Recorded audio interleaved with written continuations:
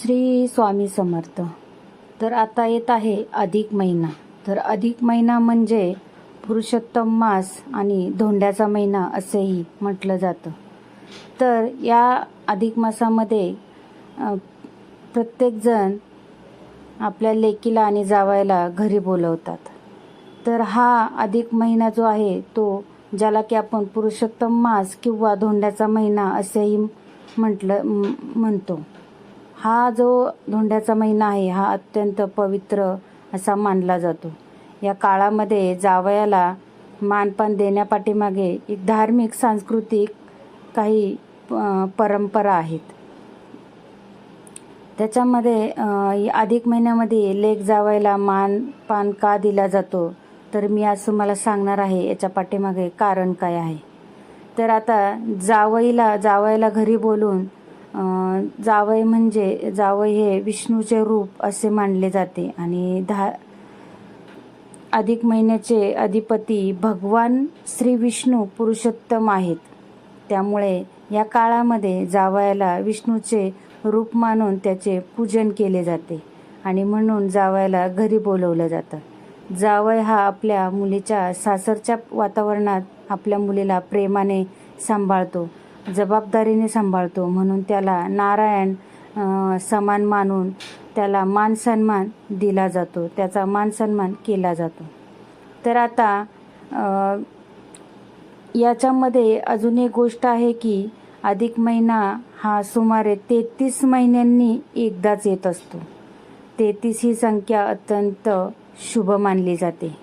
हिंदू धर्मातील 33 कोटी देवांचे प्रतिनिधित्व या संख्येने होते. त्यामुळे जावयाला 33 नारसे किंवा कोणतेही गोड पदार्थ जे की बत्ताशा, म्हैसूर असं गोडधोड दिलं जातं. वाण म्हणून देण्याची एक परंपरा असते.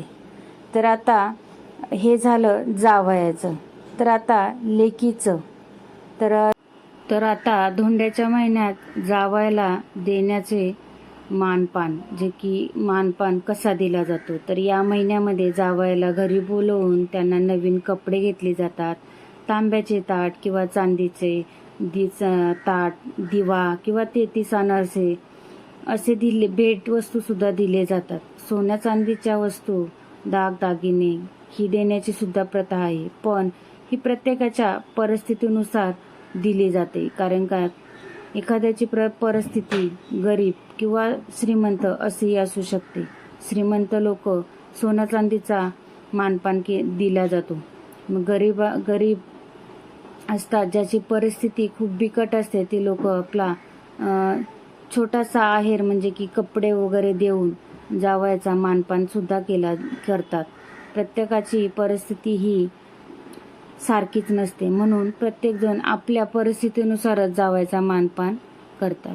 तर आता मुलीचा मानपान आई कसा करते तर मुलीचा मानपान आई ओटी भरून आणि तिला अधिक महिन्यात जोडवी करून हळदी कुंकू किंवा पूर्ण ओटी भरून मुलीला साडी, खण, नारळ, तांदूळ देऊन मुलीची ओटी भरते आणि मुलगी सुद्धा या अधिक महिन्यात आपल्या आईची ओटी भरते. या अधिक महिन्यात आईची ओटी भरल्याने शुभ मानले जाते आणि आईला साडी, खण, नारळ, तांदूळ देऊन आईची ओटी भरली जाते. तर तुम्हाला हा व्हिडिओ कसा वाटला नक्की कमेंट्स करून सांगा.